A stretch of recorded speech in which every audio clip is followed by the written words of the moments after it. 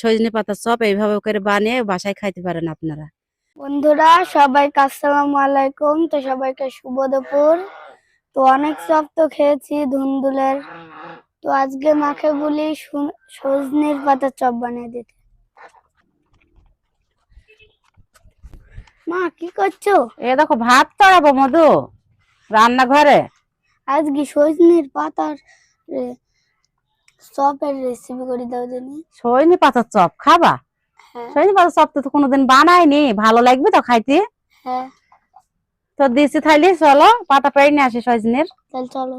চলো সজনে পাতার চপ খাবে তো আমার বাসায় সজনে গাছ আছে, আমি সজনে পাতা পেড়ে নিই। আসো। চলো।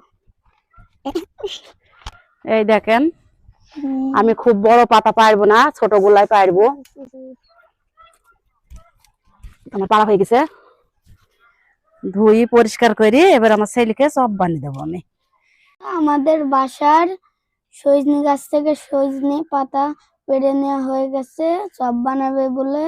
এই সজনে চপ অনেক সুস্বাদু হবে, তো আপনারা সবাই বাসায় বানিয়ে খেতে পারেন।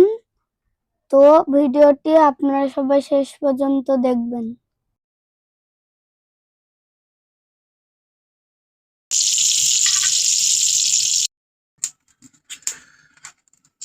এই যে ভিটামিন শাকের চপ সজনে পাতার, তো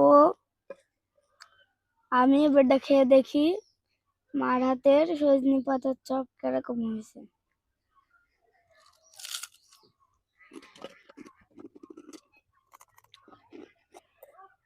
তো বন্ধুরা, এই যে সজনে পাতার চপ অনেক সুস্বাদু।